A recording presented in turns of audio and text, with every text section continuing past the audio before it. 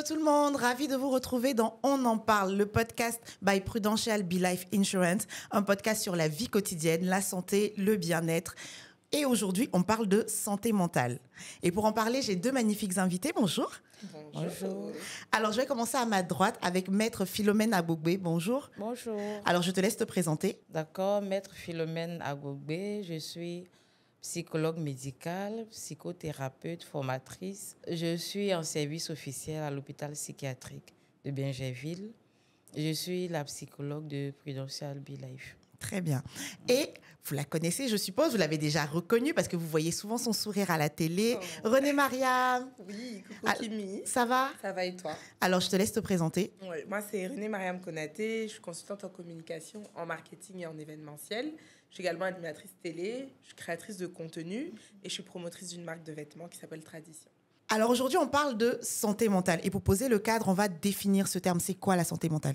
Alors, je définis tout de suite la santé mentale comme étant la capacité pour chaque individu à faire face aux difficultés normales de la vie. Les difficultés normales de la vie, nous pouvons parler des échecs, nous pouvons parler des deuils, nous pouvons parler des déceptions. Ça peut être déception amoureuse, ça peut être déception de la vie et tout le reste. Donc, parler aussi de santé mentale, nous pouvons dire que c'est la dynamique ou bien c'est le point commun entre les dimensions, donc dimension sociale, dimension psychologique et puis dimension émotionnelle.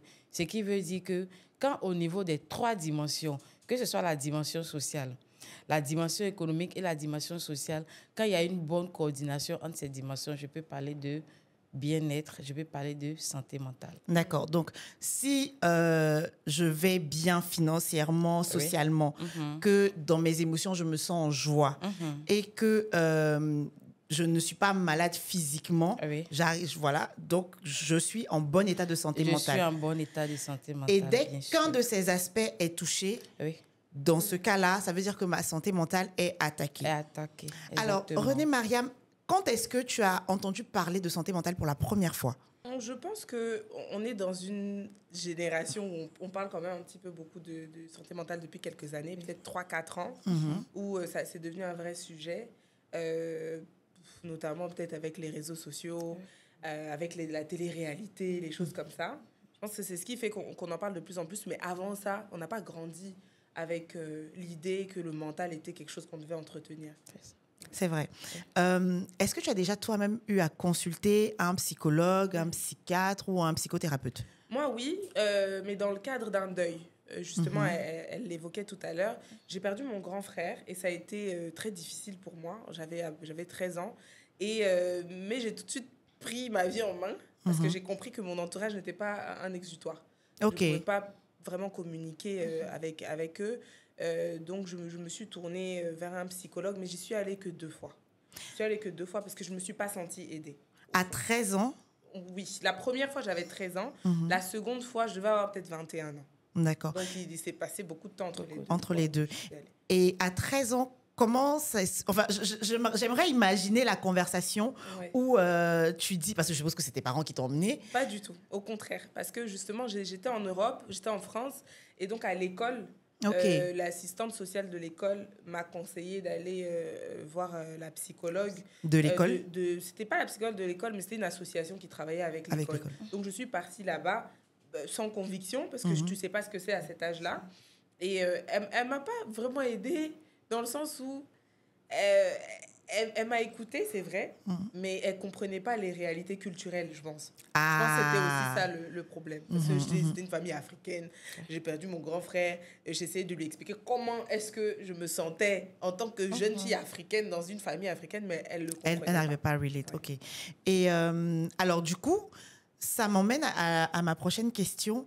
Quelle est la différence entre psychologue, psychiatre et psychothérapeute? Alors, d'abord, la différence entre ces trois appellations, c'est que le psychiatre, à la base, il est médecin. C'est quelqu'un qui a fait des études en médecine. Donc, il a fait les 7 ans. Il est docteur en médecine générale. Et il fait 3 années ou 4 années de spécialité. Donc, du coup, la psychiatrie, c'est une spécialité de la médecine. D'accord. Le psychologue, il n'est pas forcément médecin. Le psychologue, il n'est pas médecin. Sous d'autres cieux, le psychologue prescrit. Par exemple, en Côte d'Ivoire, le psychologue ne prescrit pas. D'accord. Le psychothérapeute, ce n'est pas une obligation pour le psychologue d'être un psychothérapeute. Il y a des personnes qui, à la base, n'ont pas fait de formation en psychologie, mais ont fait un certificat pour être juste psychothérapeute. Mais il arrive des fois où le psychologue est aussi psychothérapeute, comme dans mon cas. On fait la psychothérapie de façon générale, dans les cours et tout. Et quand tu es plus intéressé par une forme de psychothérapie, tu fais le certificat. D'accord. Et les 3 disciplines, en tout cas, sont habilitées à nous écouter pour faire face aux difficultés normales du quotidien. Du quotidien. D'accord. Exactement. Et du coup, est-ce qu'il y a une forme de graduation dans la prise en charge où, par exemple, les cas les plus graves iraient, du coup, je suis peut-être chez le chez le psychiatre, vu que c'est lui qui prescrit, ou est-ce que... voilà. Il y a une forme de graduation, bien évidemment. Je prends le cas d'une personne qui est en train de faire la dépression. Il y a déjà des symptômes somatiques qui sont installés. Dans les symptômes, je peux parler de l'humeur qui est altérée. Je peux parler des pensées négatives. Je peux parler de l'insomnie. Et nous devons comprendre également que l'insomnie fait partie des premiers symptômes de la maladie mentale. Ah, tiens. Oui. On va y revenir tout à l'heure. Fait partie des premiers symptômes de la maladie mentale. Donc, quand je commence à ne pas dormir, au-delà de 3 jours, 4 jours, 1 semaine, et qu'après une analyse, je dirais approfondie, il n'y a pas de cause apparente à mon insomnie, je dois pouvoir consulter. C'est un signe d'alerte. D'accord. Voilà. Donc, quand les symptômes sont déjà installés, c'est clair que cette personne a besoin de 2 formes de prise en charge. La prise en charge médicamenteuse, donc par la prescription des antidépresseurs prescrits par le psychiatre, et la forme émotionnelle qui est gérée par le psychologue. D'accord. Donc, il va déjà, pour calmer les symptômes, donc avec la sémiologie, tout, on prescrit les antidépresseurs, et avec le psychologue pour l'amener à comprendre l'essence, même l'existence de la vie, et l'amener à gérer au mieux ses émotions. D'accord. Voilà. Du coup, dans ce que tu nous dis, Philomène, je comprends 2 choses. La première, c'est que la dépression, c'est une maladie mentale. Oui. Et souvent, moi, quand je suis très honnête, hein, moi, quand on me dit maladie mentale, je pense folie. Donc, est-ce qu'on peut citer peut-être, je ne sais pas, quelques maladies mentales qui passent comme rien dans la société, où on pense que c'est normal, en fait. Ça arrive à tout le monde. Ça arrive à tout le monde. Non, mais c'est rien. Parce que quand tu as dit insomnie, là, déjà, moi, ça m'a un peu inquiété. Ça m'a un peu inquiété. Dans le sens où, pour moi, insomnie, bon, c'est que... Voilà, si t'as pas sommeil, bon, écoute, tu regardes un peu de télé, tu te repasses le podcast, on en parle, enfin, voilà. Donc, quelles sont les peut-être 2-3 maladies mentales qui sont reconnues comme maladies, mais qui, au quotidien, qui sont banalisées. Voilà, c'est ça. Exactement. Alors, déjà, il faut comprendre que le terme folie, c'est obsolète. OK. C'est une appellation péjorative, anciennement utilisée pour montrer ou bien pour stigmatiser les personnes qui ont des troubles mentaux. Okay. Mais aujourd'hui, avec la nouvelle nomenclature et puis les choses qui ont évolué dans la nouvelle classification des maladies mentales, on ne parle plus de folie. Parce qu'en son temps, qui parlait de folie, parlait de toute personne qui était déconnectée de la réalité de tout le monde. Toute personne ayant construit son monde à lui-même, dans lequel il vit, il se sent bien, il est très à l'aise, il n'a pas de normes, il n'a pas de retenue, il n'a pas de principe de vie. Donc, il y a cette différence-là qu'il faut faire. Du coup, dans les différentes maladies mentales, on a cité la dépression tout à l'heure, mais il faut parler aussi de l'anxiété qui est une peur sans objet. Quand je commence à avoir peur, je sais que j'ai peur, mais je ne peux pas nommer l'élément de ma peur. Ce sont les différentes étapes que tu es en train de gravir pour arriver à la dépression. On ne se lève pas du jour au lendemain pour commencer avec la dépression. Okay. Tu commences à être insomniaque, tu aboutis sur l'anxiété qui est une peur sans objet. Après l'anxiété, tu vas tout de suite sur les états d'angoisse. L'angoisse, c'est la peur qui est somatisée. C'est-à-dire, au départ, tu avais une peur qui était irréelle. Après, la peur est somatisée. Du coup, quand tu as peur, tu peux nommer l'élément de ta peur. Donc, dans l'angoisse, tu peux dire, j'ai peur de ci, j'ai peur de ça. Et après ça, lorsque la peur prend possession de ton être et tout, tu commences à avoir des symptômes. Les symptômes, c'est quoi? Le vertige, les nausées, tremblement des extrémités, fourmillement, même sensation de fourmillement dans le corps. Et tu as l'impression même que tu chauffes de l'intérieur et tout ça. Donc, je parle de l'anxiété, j'aboutis à l'angoisse. Je peux parler de la dépression. Je peux aussi parler de la schizophrénie, qui est l'une des formes graves de la maladie mentale. On n'en guérit pas. C'est un traitement à vie, bien sûr. Je peux parler des troubles de l'humeur. Dans les troubles de l'humeur, on a toujours la dépression. On peut aussi parler de la bipolarité. Voilà. Donc, et juste pour rappeler que tous ces troubles, toutes ces maladies qu'on a citées doivent être diagnostiquées. Tu ne peux pas te lever un matin et puis décider que voilà, vas-y, aujourd'hui je suis dépressive. Parce que, en fait, René Mariam, tu le disais tout à l'heure, maintenant, la parole commence à se libérer autour de la santé mentale, en tout cas pour notre génération, on va dire les générations 90 et après. Mais en même temps que la parole se libère, j'ai l'impression qu'il n'y a pas encore ce pas vers vous, les spécialistes de la question, pour se faire diagnostiquer. Et en fait, on se contente juste de l'autodiagnostic. Voilà, d'autodiagnostic un peu aléatoire. René Mariam, dans les symptômes qui ont été cités, est-ce que tu t'es reconnue? Voilà. Oui, l'insomnie, je veux dire, c'est quelque chose qui m'est arrivé beaucoup, surtout dans mon cheminement vers, dans mon deuil, même l'étape d'acceptation. Je pense que j'ai eu beaucoup de mal à dormir pendant longtemps. Et puis après, quand j'ai grandi, je mettais plus ça sur la pression de la vie. Je me disais, bon, en fait, t'es stressé parce qu'il y a les études, t'es stressé parce qu'il y a le travail. Et souvent, justement, on néglige sa santé mentale parce qu'on est dans le quotidien de la vie. Mais c'est vrai que je me suis jamais vraiment fait diagnostiquer. Mais l'insomnie, ça a fait partie de mon quotidien pendant longtemps, Donc, insomnie et puis aussi un peu de stress, enfin, beaucoup de stress. Beaucoup de stress et des pressions que tu te mets toi-même, tu vois, et que tu réalises seulement quand tu arrives à en parler dans des plateformes comme ça ou avec des personnes avec qui tu te sens safe. Par contre, elle arrive à nommer ses peurs. Donc, tant qu'on peut les nommer, ça va. Tant qu'on peut les nommer, ça va. Et il y a l'autre chose que je voulais rapidement clarifier. Dans le cas de la dépression, la personne est consciente. La notion de la réalité est conservée. Par contre, dans les cas des troubles graves, comme de la schizophrénie et puis comment on appelle ça, la paraphrénie et tout ça, la personne est coupée même de la réalité. Ce qui fait que quand tu vois, généralement, les personnes que nous voyons se promener un peu nues dans la rue, quand tu lui dis qu'elle est malade, elle te dit non, je ne suis pas malade. Il y a le déni qui est un mécanisme de défense qui s'installe. Donc, c'est toi la personne externe qui n'est pas normale par rapport à lui. Lui s'est dit il est normal, mais toi, tu n'es pas normal. Dans le cas de la dépression, cette différence avec les états psychotiques, dont l'état où la personne est coupée de la réalité, c'est que chez le dépressif, la réalité, elle est conservée.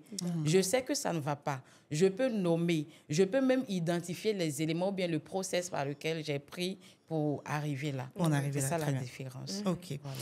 Alors, une statistique qui, moi, personnellement, m'a choquée depuis 2023, la Côte d'Ivoire est le 3e pays africain avec le plus haut taux de suicide. Est-ce que vous aviez vu cette statistique? Bon, forcément. Alors, René Mariam, quelle était ta réaction quand tu as lu ce chiffre? C'est choquant parce que, en tout cas, dans mon entourage direct, je vois pas quelqu'un qui pourrait aller jusqu'au suicide. Et souvent parce que chacun vit son petit mal-être. Personne ne parle. Et le jour où tu t'assois vraiment et que tu écoutes vraiment les gens, tu te rends compte qu'il y a des blessures qui sont profondes. Et là, tu comprends justement ce chiffre. Tu comprends qu'on n'est pas empathique, on n'est pas bienveillant les uns envers les autres et que forcément, chacun se retrouve dans cette petite bulle-là et qu'on est très loin de notre société qu'on avait avant où tout le monde est une grande famille finalement et que tout le monde s'écoute, tout le monde s'entraide, tout le monde est dans le problème de l'autre. Maintenant, c'est chacun pour soi, Dieu pour tous. Et forcément, je pense que ça a une part de responsabilité dans ce chiffre-là. Toi qui es dans le milieu des médias, qui est sous la lumière, souvent, est-ce que ça t'est déjà arrivé, par exemple, de te retrouver, on ne cite pas les contemporains, mais d'être surprise de voir en fait une forme d'état de fragilité face à un confrère, une consoeur, un influenceur, une influenceuse, etc. Ça m'est arrivé beaucoup de fois parce que moi, je suis quand même relativement nouvelle dans ce milieu-là. Ça fait, disons, 2 ans que je suis dans le monde des médias. Avant ça, j'étais déjà sur les réseaux sociaux, mais c'est quand même différent. Et il y a des gens que moi, je voyais à travers mes écrans, que je me disais, c'est des super-héros, tu vois, ils n'ont pas les mêmes réalités que nous. Et je me rends compte que, oui, il y a beaucoup de gens qui sont détruits, même. C'est un mot fort, mais c'est la réalité. Tu as plein de gens qui sont extrêmement fragilisés par cette lumière. Et c'est triste. Philomène, ton commentaire sur le chiffre, 3e pays africain avec le plus haut taux de suicide, la Côte d'Ivoire, où tu exerces, où tu pratiques la psychologie. C'est vraiment triste. C'est triste parce qu'au départ, on n'avait pas compris que la maladie mentale n'était pas seulement l'affaire des pays du Nord. On a cru que l'Africain, il est fort, l'Africain, il est robuste, l'Africain, il peut transgresser les difficultés de la vie, l'Africain peut se prendre en charge. Mais ce qui est bon, c'est qu'aujourd'hui, on est en train de lever le voile sur la santé mentale. On a de plus en plus de sensibilisation. Et il faut dire que l'autre chose, quand nous avons essayé de faire les analyses, essayer de comprendre, il y a eu des cas où on a été sollicité. Il y a eu un dernier cas où la personne s'est jetée dans la lagune et brillée, un père de famille avec des enfants. Oui, ça c'était en 2024. Récemment, j'ai reçu l'alerte et tout ça, qu'on s'est rendu sur les lieux, mais ce n'était pas la première tentative de suicide. Ce n'était pas la première tentative de suicide. Il avait déjà essayé avec les produits comme l'eau de Javel et les overdoses et tout ça. Et cette fois-ci, c'était la solution ultime. C'est clair que quand je me jette dans la lagune ébriée, c'est que j'ai plus de solution. J'ai plus de solution. Donc, c'est pour dire que avant que la personne arrive au suicide, avant qu'elle décide de mettre fin à sa vie, il y a eu tout un process. Il y a eu des états qui se sont mis en place. Et généralement, les premiers essais de suicide ne marchent pas parce que la personne a le temps de mettre en place le scénario suicidaire. Dans ce scénario suicidaire, il commence à chercher les éléments qu'il va utiliser et puis il essaie. Première manière d'essayer, ça ne prend pas. Deuxième, troisième fois, ça prend. L'autre chose que nous avons mentionnée, c'est la pression sociale. Aujourd'hui, nous avons la pression sociale. Il y a la pression économique. Il y a aussi la pression culturelle. La pression culturelle, c'est, par exemple, on dit dans la culture, dans une certaine culture, l'homme ne pleure pas. Le garçon ne doit pas verser les larmes. Il doit être fort. Mais c'est un être humain qui a des émotions, qui a des ressentis, qui peut dire que ça ne va pas. Moi, je me souviens qu'à une consultation, j'ai dit à une patiente que... je lui ai demandé comment tu vas. Elle dit, je vais bien. Il a dit, mon bureau, c'est l'endroit où on peut dire, on est libre de dire, ça ne va pas. Elle a commencé à pleurer. Elle a pleuré pendant 15 à 20 minutes. Ça veut dire qu'autour d'elle, on a toujours dit, sois forte, ça va passer. Aller. Il faut donner la possibilité à la personne de s'exprimer. Donc, cette pression sociale, cette pression économique fait que on néglige tout ce qu'on ressent. Mais l'homme est limité. L'homme, il est ce qu'il est. Et c'est vraiment triste que la Côte d'Ivoire soit classée en 3e position parmi les pays où il y a eu plus de suicides en 2023. Et c'est d'autant plus triste que la Côte d'Ivoire, c'est le pays de l'humour, l'humour ivoirien. Oui. Si vous allez sur les réseaux sociaux, on tourne tout en dérision. Oui. Et moi, je suis moitié camerounaise, moitié ivoirienne. Et je suis habituée, entre guillemets, à ça. Mais René Mariam, est-ce qu'il y a eu un choc culturel, toi qui es malienne, quand tu t'es installée en Côte d'Ivoire, est-ce qu'il y a eu un choc culturel face à cette autodérision systématique, en fait, où on dédramatise tout et on met tout dans l'humour? Oui, moi j'ai été... Une anecdote, par exemple, la première fois que je prends un taxi, je monte dans le taxi et je suis persuadée que le taxi est en train de me manquer de respect. Parce qu'il me parle de manière très décontractée, il emploie des mots qui me choquent. Mais en fait, le gars est juste sympathique. Aujourd'hui, je remonte dans un taxi qui parle comme ça avec moi. Je suis détendue. Mais au début, j'étais sur la défensive. Mais pourquoi il est si familier avec moi? Pourquoi il est familier? Il me tutoie. Et puis, il me conseille même, je suis au téléphone, il va rentrer dans ma conversation. Vous voyez, genre, j'étais dans un truc.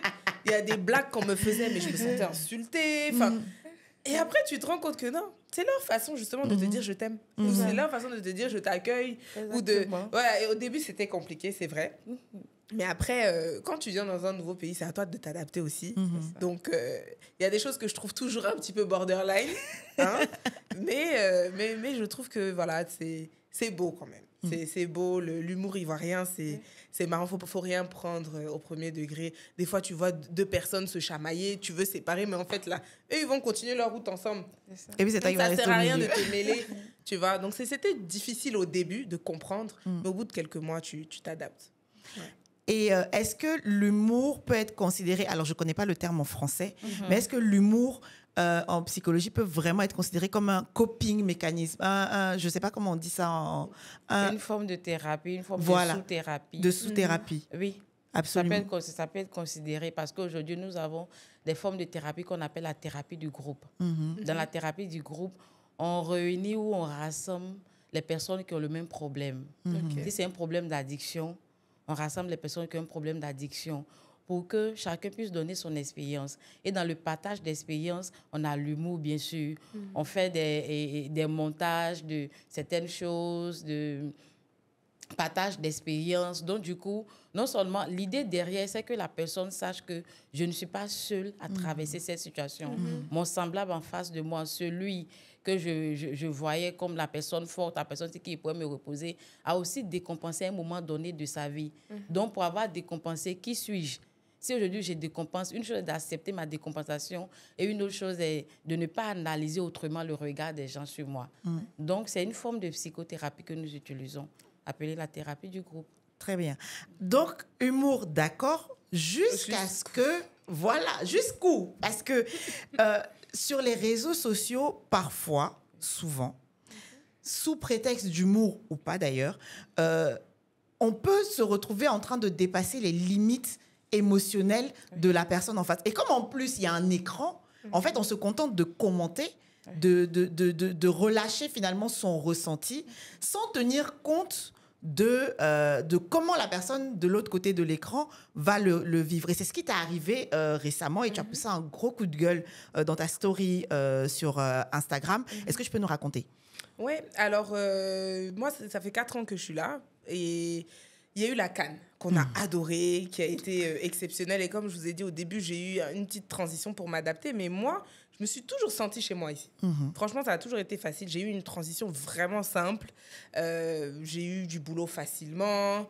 Je pense qu'il y a peu de gens qui savaient même que je n'étais pas d'origine ivoirienne.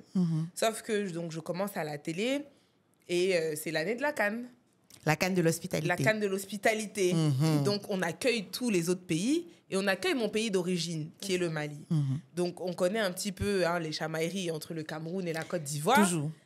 Donc, ça, c'est un classique. Mais le Mali et la Côte d'Ivoire aussi sont toujours un peu chamaillés sur des questions, voilà, oh, les hommes maliens donnent plus l'argent que les hommes ivoiriens, ou bien les femmes sont plus jolies ici que là. Bon, c'est des petites choses comme ça que moi, j'ai connues. Donc, à travers le foot, forcément, il va y avoir des petites rivalités. Surtout qu'il y a beaucoup de joueurs ivoiriens qui jouent pour l'équipe nationale malienne. Oui, c'est ce qu'on a découvert cette année. Voilà, c'est ça. On ne le savait pas forcément avant. En tout cas, moi, je ne le savais pas forcément avant. Beaucoup. Donc, du coup, pour moi, c'est des pays frères. Et comment moi, qui suis aussi bien accueillie ici, je peux me dire qu'il peut y avoir autant de problèmes entre les deux pays. Mais il y a la situation politique qui est là, qui existe, qui fait que, malheureusement, les populations aiment tout mélanger. Et je pense que c'est arrivé dans un contexte où déjà que le Mali est un petit peu en marge de la CEDEAO en ce moment. Ils ont décidé de faire de ça un élément politique. Et puis, j'étais la figure malienne qu'ils avaient devant eux. Et donc, on m'a jeté en pâture comme ça et c'était un petit peu choisi ton camp. Et dans choisir mon camp, non, je ne choisirais pas mon camp parce que je suis d'origine malienne et j'en suis très fière. Mais je suis ivoirienne de cœur, je vis en Côte d'Ivoire, je travaille en Côte d'Ivoire, je participe à l'économie ivoirienne, plus qu'à l'économie malienne, je paye mes impôts en Côte d'Ivoire. Donc pourquoi est-ce que j'aurais à choisir? De quel camp il s'agit exactement? Voilà. Et on m'oblige à un moment à prendre position à travers des commentaires, oui, mais donc les Maliens qui sont fâchés parce qu'ils disent que je ne soutiens pas assez le Mali, pourtant je vais à tous les matchs du Mali. Les Ivoiriens qui ne sont pas forcément contents justement que j'aille à tous les matchs. Parce que tu portes un maillot du Mali et que... Voilà. ou au match Côte d'Ivoire-Mali, que je porte un maillot malien, mais que je sois dans une tribune avec beaucoup d'Ivoiriens qui sont mes amis, on ne l'a pas compris. Et donc, ça a commencé comme ça a fait effet boule de neige.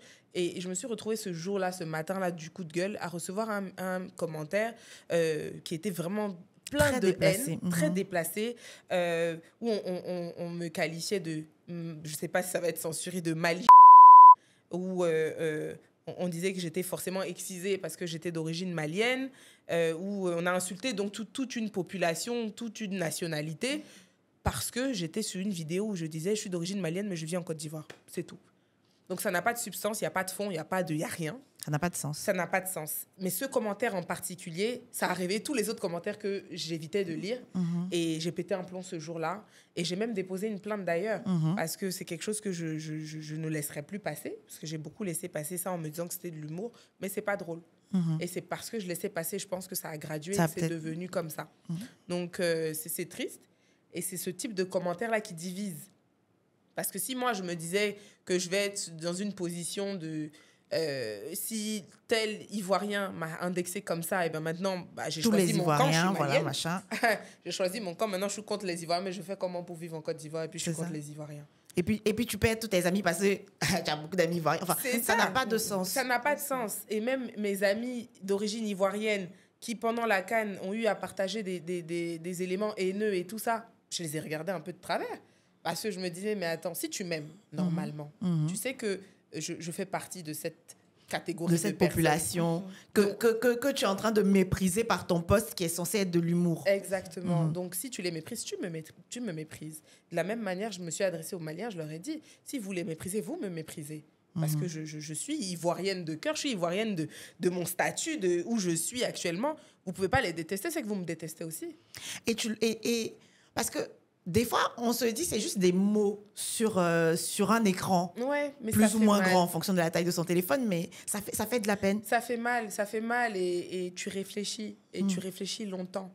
Et moi, j'avais jamais eu un commentaire qui m'a fait réfléchir avant celui-là. Vraiment. Avant ça, j'ai eu des trucs qui m'ont fatigué l'esprit 1 heure ou 2. Mais ça m'a pris plusieurs jours. Pendant plusieurs jours, tu y repensais et ça te faisait de la peine. Et je me demandais, c'est quel type de personne qui est derrière cet écran? Il ressemble à quoi? C'est qui? Vraiment, c'est devenu un truc où... Voilà, j'ai eu beaucoup de mal à passer au-dessus de ce commentaire précis. Ouais. Est-ce que les réseaux sociaux ont une incidence sur la santé mentale d'une part? Et est-ce que l'accès aux réseaux sociaux a augmenté ou diminué le nombre de cas, selon toi, que tu reçois? Je dirais oui. Oui, les réseaux sociaux ont une incidence sur la santé mentale parce que déjà, ça te coupe de la réalité commune. Ça crée l'isolement. Quand tout de suite, je prends mon téléphone, je vais surfer sur Facebook, qu'il y ait 1000 personnes ou 10 000 personnes autour de moi, je les ignore. Je suis concentrée sur ce qui se passe sur les réseaux. À la limite, je suis déconnectée de la réalité dans laquelle je me trouve. Je me reconnecte à une autre forme de réalité. Donc, tout de suite, ça a une incidence, ça a un impact sur la santé mentale. Quand je suis concentrée sur les réseaux, je peux rester connectée peut-être jusqu'à 2h, 3h du matin. Oui. Où est-ce que nous mettons le sommeil? Ça fait 2. Troisième chose, il y a l'estime de soi qui prend un coup. Quand je prends son exemple, elle a été fouettée jusque dans son orgueil personnel. Elle a fermé les yeux sur certains commentaires, mais il a fallu qu'il y ait un commentaire parmi 1000 pour déclencher tout ce que ça a déclenché. Ça veut dire qu'il y a eu des commentaires qu'elle n'a pas gérés, mais ça ne veut pas dire que ça n'a pas eu d'effet sur elle. Peut-être que l'effet n'était pas explosif comme dans le dernier commentaire sur lequel vous avez réagi, mais toujours est-il que ça a impacté son estime d'elle-même a pris un coup. Nous voyons aujourd'hui sur les réseaux également qu'il y a une déformation de la réalité. La réalité, elle est déformée. Je peux être en train de suivre, je dirais, une influenceuse qui chaque fois vient présenter ses vêtements, présente ses sacs à main, ses chaussures et tout ça. Et moi, j'ai certainement un salaire de pas plus de 10 000 ou bien 100 000, je dirais. Je vais faire comme elle. je n'y arrive pas. Il y a la comparaison. Donc, l'estime de toi-même prend un coup. Et qui parle d'estime de soi qui prend un coup, il y a la confiance en soi qui commence à diminuer parce que les deux sont liés. Nous avons le stress aujourd'hui que les réseaux sociaux nous procurent. À partir du stress, il y a toute une dose d'anxiété. Oh, wow. Vous voyez? Donc, ça, non seulement ça influence de façon significative, il y a aussi un impact qui ne dit pas son nom. Et aujourd'hui, on reçoit, généralement à l'hôpital psychiatrique, nous recevons à partir de 16 ans. Donc, de 0 à 15 ou 16 ans, c'est l'INSP, l'Institut, non pas pédo, c'est l'Institut national de la santé publique qui est situé en plein cœur d'Adjamé, qui reçoit les cas de santé mentale. Alors, juste pour préciser, quand je disais pédo, c'était pédopsychiatre. Hein, voilà. Oui, la pédopsychiatrie, mais en fait, c'est pas nous, c'est de la psychiatrie adulte. OK. Donc, aujourd'hui, on reçoit en moyenne 54 personnes par jour. Tous les jours? Oui. Wow. Ah, quand même. Aujourd'hui. Moi, je trouve que c'est bien. Oui, dans le sens où ça veut dire au moins, ça veut dire que les gens y vont. Les gens y vont. Mais toujours est-il qu'on a ce problème, un autre problème qui est en rapport avec la religion.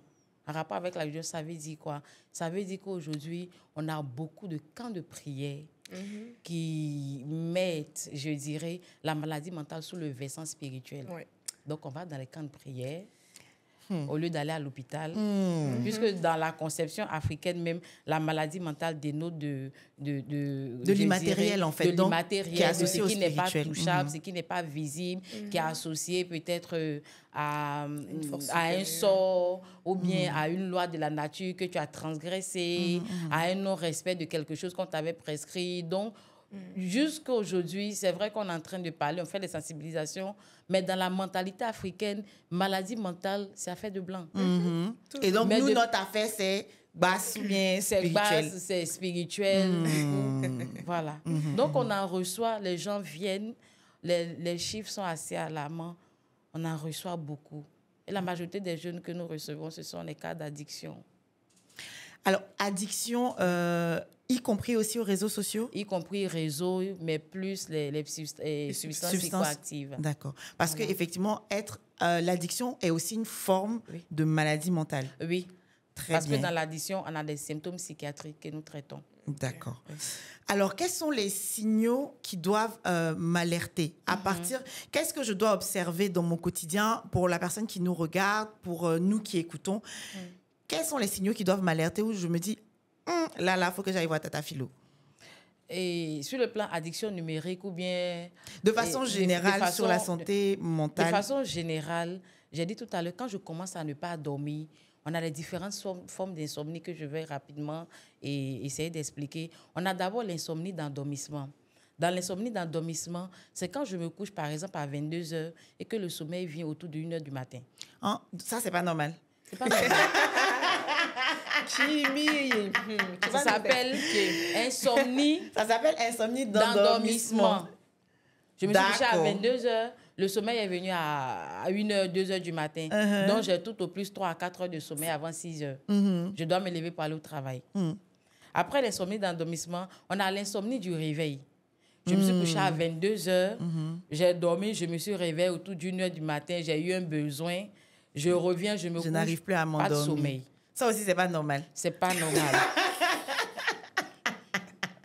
Putain, Chabi Life Insurance. C'est bien, c'est bien. J'aime ce genre d'initiative qui te font te remettre en question. Et puis, nous avons troisième forme d'insomnie, qui est l'insomnie totale. Je me suis couchée à 22h. Je me lève à 6h. Quand je me réveille, ça veut dire que les yeux sont restés au plafond de 22h à 6h. Insomnie totale. Bon, ça, je savais que ce n'était pas normal. Voilà. Les autres, donc, quand je commence à ne pas dormir, sur quelques jours, 3, 4 jours, une semaine, je dois pouvoir consulter. Je dois savoir qu'il y a quelque chose qui ne va pas. Voilà. Okay. Mais il y a des fois où je suis insomniaque parce que j'ai un problème. Peut-être que j'ai des difficultés à la rentrée. Tu es en train de... Oui, tu réfléchis à ta vie, mais quand cette réflexion te coupe ton sommeil, il y a problème.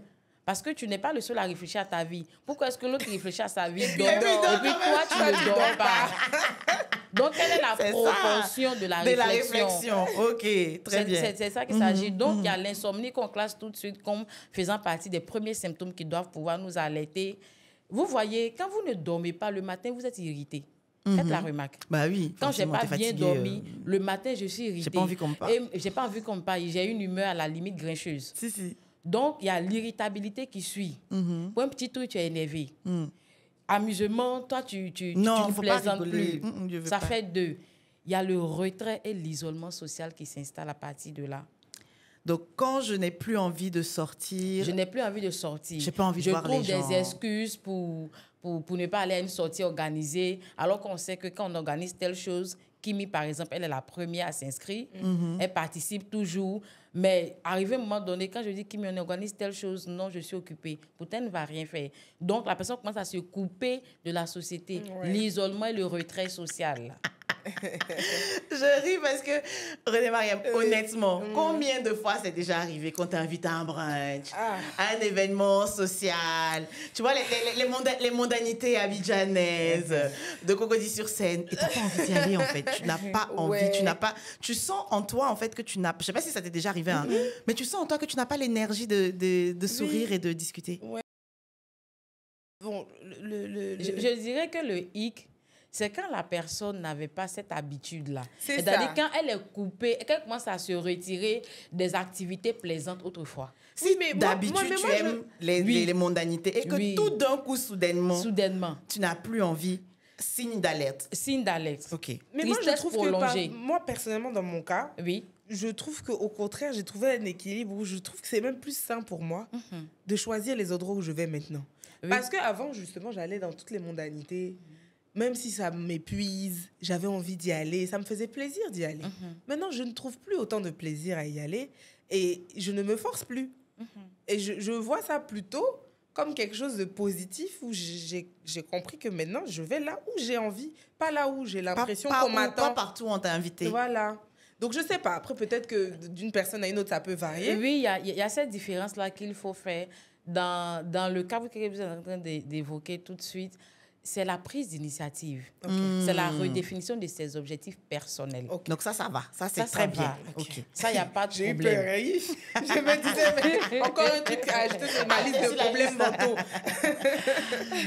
Voilà. Donc, quand ce sont des activités qui, auparavant, te procuraient de la joie, du plaisir, et que tout de suite, tu te coupes de cette réalité, il y a problème. Il y a la tristesse prolongée. Il y a la tristesse prolongée. Parce que la tristesse normale est censée durer combien de temps comme ça à peu près? Et on ne définit pas de temps parce que ça dépend de la structure de personnalité de chaque personne. Toujours est-il qu'il faut dire que la tristesse fait partie des états émotionnels, donc des émotions primaires. Ce qui veut dire que nous naissons avec cette capacité-là aussi d'être triste. Il y a cette émotion-là que nous dégageons où j'ai souvent pas envie de faire telle chose. C'est tout naturel. Mais c'est quand ça se prolonge, parce que cette tristesse normale-là peut pas te prendre toute une journée ou bien 2 à 3 jours où tu perds catégoriquement l'envie et le dégoût de tout.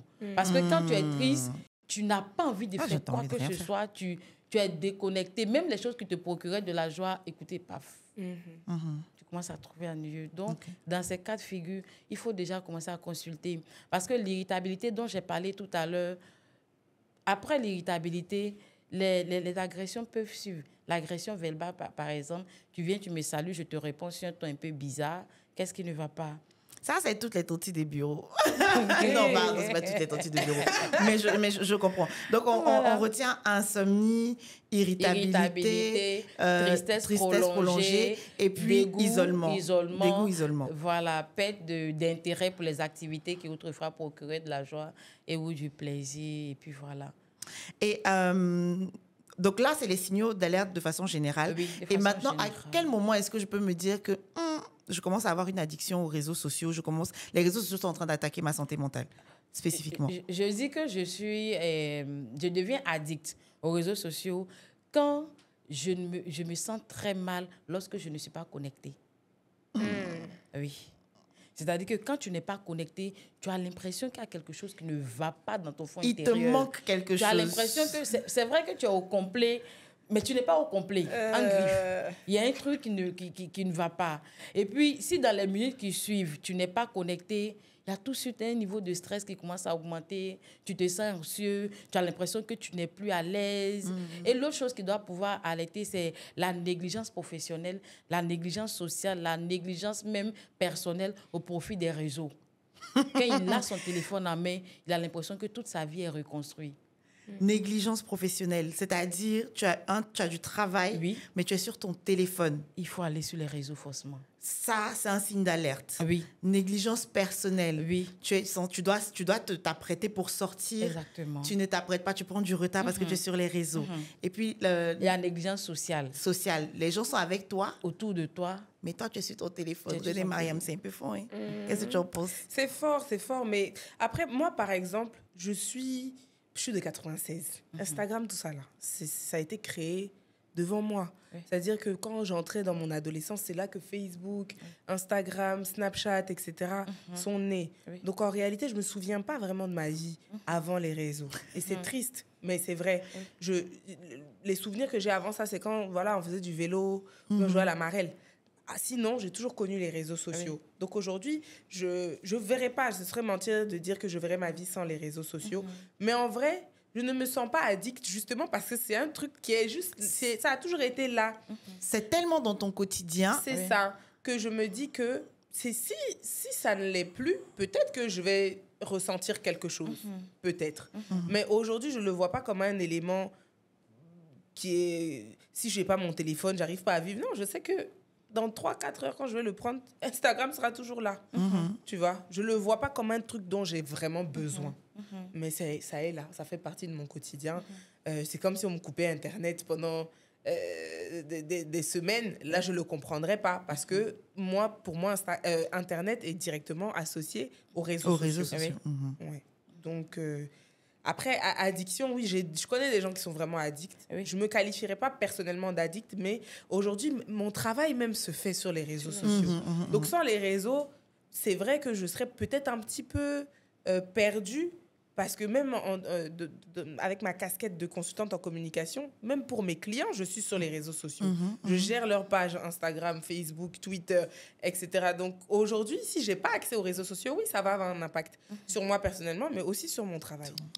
Et il faut, du coup, quand j'entends les signaux d'alerte que tu as donnés, Philomène, et le témoignage de René Mariam, ce que je comprends surtout, c'est le sentiment. C'est le sentiment derrière. C'est l'état émotionnel derrière. On peut... Comment tu te sens sans ton téléphone? Sans ton téléphone. Elle se sent pas mal sans son téléphone. Oui. Donc, tout va bien. Elle y va. Et puis aussi le contrôle, le sentiment dans l'absence et le contrôle dans l'utilisation.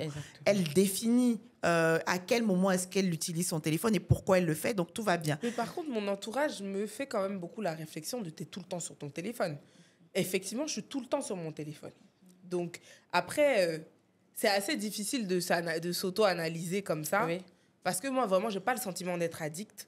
Mais si tu demandes à mon entourage, peut-être qu'ils te diront le contraire.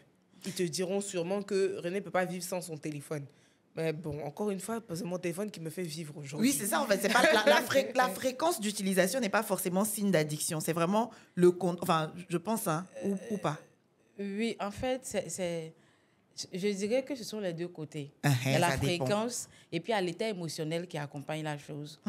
Toujours est-il que tout n'est pas mauvais dans l'utilisation des réseaux sociaux, l'Internet et tout ce que vous pouvez citer. Il y a aussi le bon côté. Elle a dit tout à l'heure, son travail même, tout est sur les réseaux. Voilà, c'est sur les réseaux.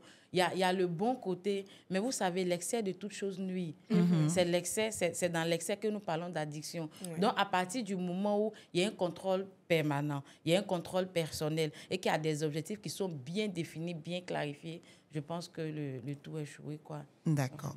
Tout à l'heure, René Mariam disait qu'elle a eu à consulter 2 fois. Comment se passe la prise en charge d'un patient quand je viens te voir, Tata Philomène, quand je viens te voir, Philomène, comment est-ce que ça se passe, un entretien parce que je me dis aussi que peut-être que les gens ne vont pas consulter parce qu'ils ne savent pas. Oui. Voilà, ils appréhendent. Donc, de nous décrire un peu comment ça se passe un entretien, peut-être que ça va un peu nous rassurer. Tu vois, le nombre de 54 par jour, là, va peut-être augmenter. Bien sûr. Il y a 2 formes de consultation. quand tu viens déjà chez nous, et généralement, quand les personnes viennent, c'est que les symptômes sont déjà là. Les symptômes sont là. Donc, la première chose à faire après l'enregistrement et tout, tu vois le psychiatre. On te donne des produits quand même pour calmer les symptômes. Parce qu'il y a des formes où, quand le patient il est dans le déni de la maladie, il ne sait même pas qu'il est malade. Tu vas lui dire, prends telle chose. Il te dit, non, je ne suis pas malade, donc je ne vais pas prendre. Du coup, il y a la prise en charge médicamenteuse, dont la prescription de certains médicaments neuroleptiques, antidépresseurs et tout. La deuxième forme, c'est la psychothérapie. La psychothérapie, dans la psychothérapie, on aide l'individu à gérer d'abord ses émotions, à comprendre l'origine de sa maladie. On explique les origines probables. Et surtout en psychologie, quand on te reçoit, on fait l'histoire de la maladie, l'anamnèse de la maladie. Comment est-ce que ça a commencé? Ça fait 1 mois, ça fait 2 mois. Dis-moi exactement ce que tu ressens. Donc, on donne la possibilité au patient de mettre mot sur sa douleur.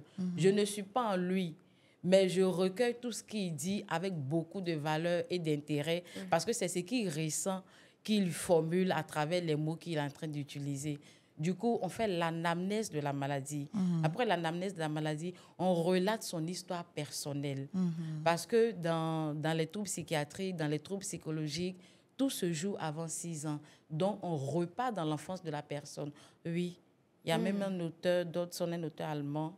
J'aime bien cet auteur-là qui a écrit « Tout se joue avant 6 ans ». Voilà, s'il doit avoir des formes de maladies psychiatriques, tout ça, tout se joue dans l'enfance. Une enfance malheureuse, tu as un minimum de chances de faire une maladie mentale quand tu n'as pas compris ce pourquoi tu as souffert dans ton enfance. Voilà. Et dans le cas même de la maladie mentale, on a cité les différents facteurs qui peuvent influencer la maladie mentale, donc les événements durant l'enfance. Du coup, dans la deuxième étape de la prise en charge, on fait l'historique de la personne. Et c'est dans ça même qu'on va jusqu'à questionner les parents. Parce qu'il y a des choses qui se sont passées bien avant ton accouchement. Dans quelles conditions est-ce que la mère est tombée enceinte? Attends, bien avant ton accouchement, bien avant toi, ta naissance? Oui. Oh, parce que je pensais à l'accouchement. Bien avant la naissance du patient qui est en face de toi, il y a eu certaines choses donc, qui peuvent influencer. Exactement. Est-ce que c'était un enfant désiré? Ça, déjà, ça peut influencer la santé mentale. Oui, ça peut influencer la santé mentale. Est-ce que c'est un enfant désiré? Il est désiré ou attendu? Parce qu'il y a des différentes formes. Je ne désire pas un enfant. Les conditions dans lesquelles la grossesse, j'ai évolué, est-ce que j'ai été beaucoup malade? Donc, il y a toute cette histoire-là qu'on refait avec la famille.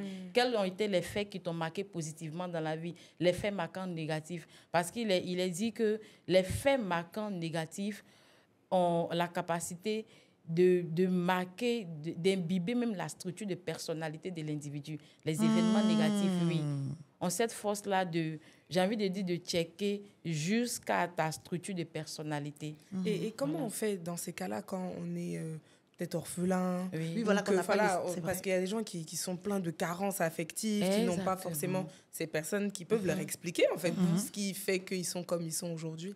Comment on fait?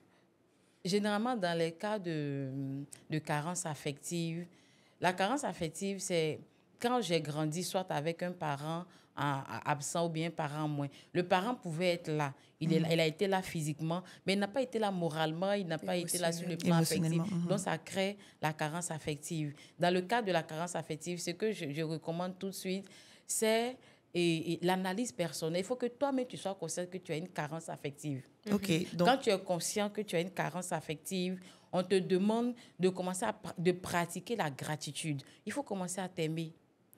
Parce que nous naissons avec des vases affectifs. Vases affectifs paternels et vases affectifs maternels. Ce qui veut dire que chaque parent dans la vie de l'enfant a un rôle que l'autre ne peut pas jouer en son absence. Oui. Il a un rôle que l'autre ne peut pas jouer. Du coup, j'ai manqué de père, j'ai manqué de mère. Quand je grandis, je suis tout de suite, je suis accrochée à quelque chose qui manque. Dans le cas de la carence affective, il faut commencer à s'aimer soi-même. Donner ou bien se donner à soi ce qu'on aurait aimé recevoir, qu'on n'a pas eu. D'accord. Voilà.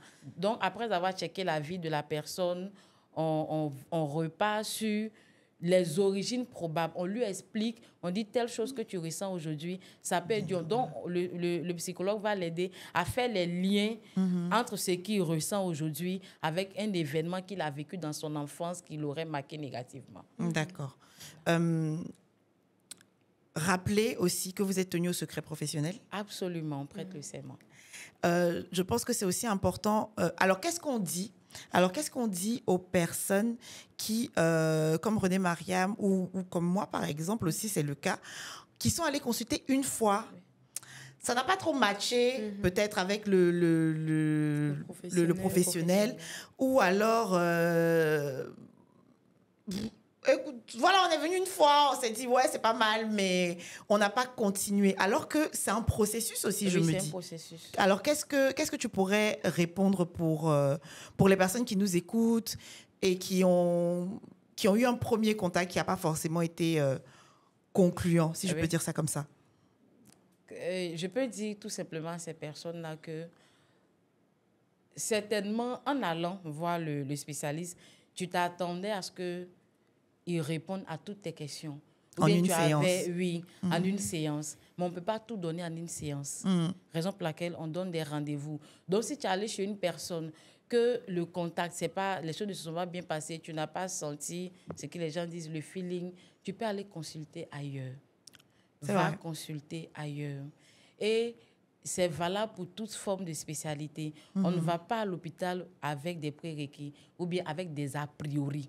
Les a priori, c'est quoi? Je m'attends à ce qu'on me dise telle chose. Donc, il ne répond pas à ma question, je coupe les ponts. Ça ne se passe pas comme ça. Et même dans la vie active, ne prends pas quelqu'un avec des a priori. Ne conçois pas des idées ou bien, je dirais, des réponses, des formes de réponses aux questions qui ne se sont même pas encore posées.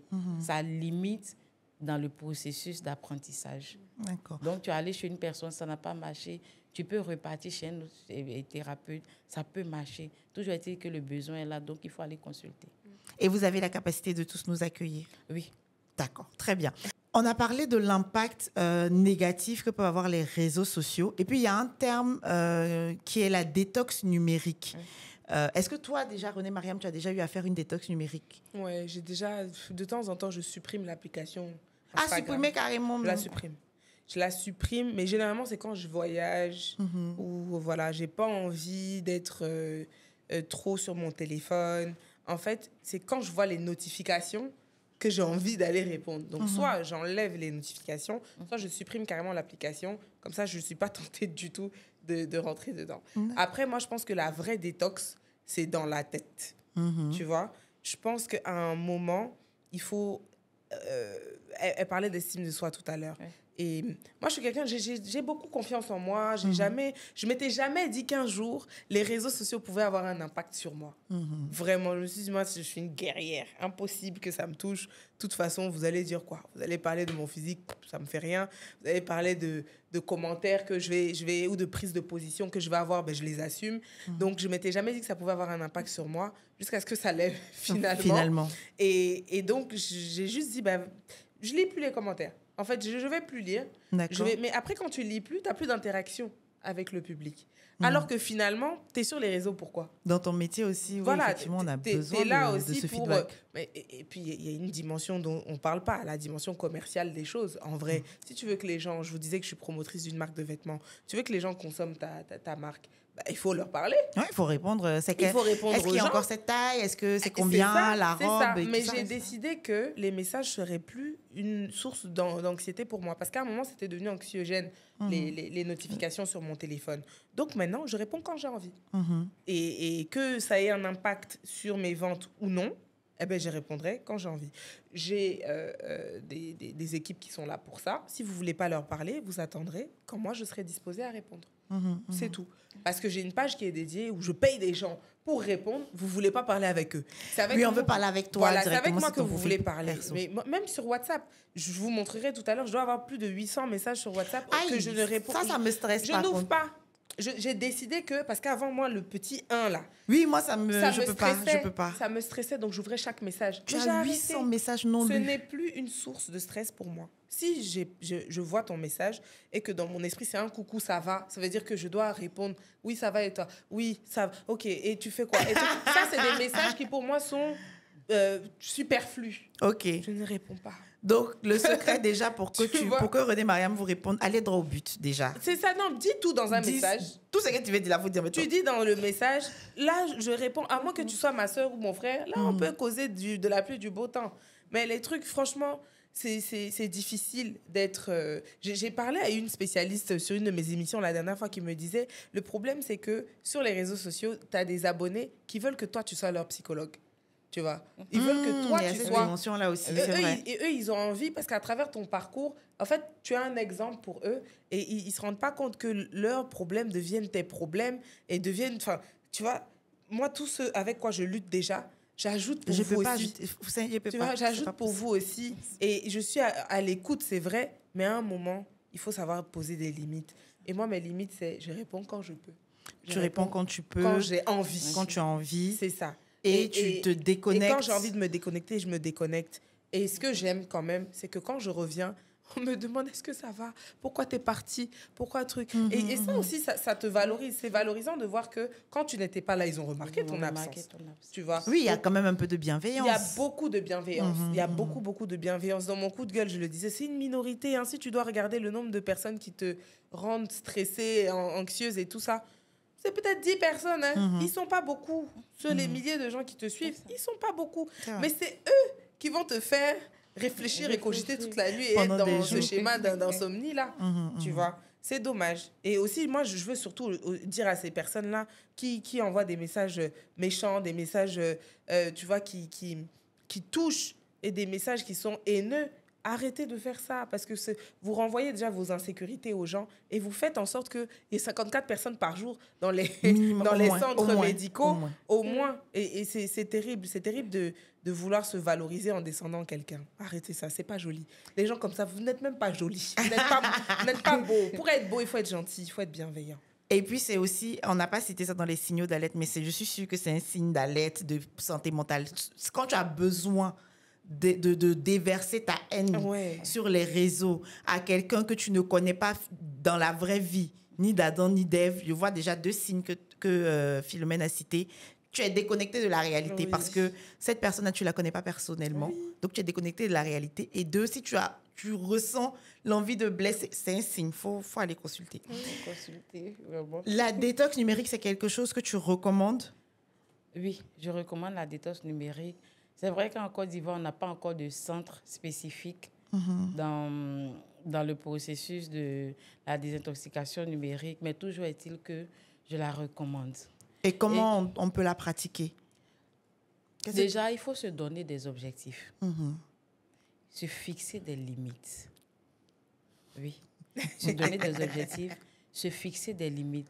Réduire au maximum le temps qu'on passe devant les écrans. Et puis, il faut aussi favoriser les temps physiques, c'est-à-dire des activités où tu n'as pas besoin d'être connecté. Parce qu'aujourd'hui, l'Africain l'a dit tout à l'heure, c'est la chaleur, c'est la connexion. Mais à cause des réseaux sociaux, je suis déconnectée. Il faut favoriser des activités physiques où je suis avec la personne, on peut échanger, on n'a pas forcément besoin d'aller surfer sur TikTok, sur YouTube et tout ça. Donc, il faut favoriser toutes ces activités-là. Et puis, comme je le dis, limiter l'Internet, surtout à la maison. Oui, limiter surtout parce que quand j'ai le Wi-Fi, écoutez, je suis tout en partie. Et classifier, comme elle a dit tout à l'heure, il faut se donner des objectifs. Supprimer même souvent certaines applications. Ça, moi, je le fais. Tu es d'accord avec la suppression? Je suis d'accord. Je suis d'accord. Aussi la sensibilisation, comme ce qu'on est en train de faire tout à l'heure. Sensibiliser, en parler pour qu'aujourd'hui, ça devienne un sujet d'actualité. C'est clair qu'avec les autorités, on commence déjà à réfléchir s'il faut mettre en place un centre, s'il faut mettre en place tout un procès de désintoxication numérique. Ce sont des choses qui sont en train d'être pensées, mais toujours est-il que c'est notre réalité, c'est notre quotidien. Et c'est aussi un peu notre responsabilité. Exactement, c'est notre responsabilité, surtout avec les enfants. justement, parlant des enfants, je pense que ça, la partie des enfants, en fait, la santé, ça mérite tout un autre plat. Ça mérite la santé mentale des enfants et le rapport au numérique mérite un second plateau. Tu viendras si on te réinvite pour ça? Oui. Je ferai l'effort d'être là. Avec plaisir. Tu seras contente de revenir. Joie, Tout le monde, ça peut arriver à tout le monde, finalement. Donc aussi, c'est aussi un appel à chacun d'être bienveillant envers l'autre. Parce qu'on a une responsabilité aussi, quelque part, en tant que conjoint ou conjointe, en tant qu'ami, en tant que sœur, etc. Est-ce qu'un mot de fin? Je vais finir avec la citation de Rabelais qui dit « Science sans conscience n'est que ruine de l'âme ». Ce qui veut dire qu'à chaque niveau de développement, il faut l'accompagner d'une dose de conscience.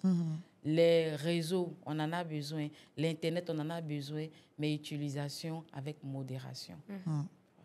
Ouais. René Mariam, un mot de fin? Moi, je vais rebondir sur ce que tu as dit. C'est soyons bienveillants, vraiment. Je pense que Internet, c'est immatériel. Il n'y a pas de frontières. Et c'est censé nous rassembler, nous réunir. C'est censé être positif. Donc, soyons dans cette vague de positivité-là et prenons soin de notre santé mentale. Parce que aussi, ça crée un environnement et familial et professionnel sain. Donc, prenez soin de vous et prenons tout soin de notre santé mentale. On en parle, c'est fini pour aujourd'hui, mais on se retrouve très vite. Et en attendant, prenez soin de vous et de vos proches. Bisous, bye.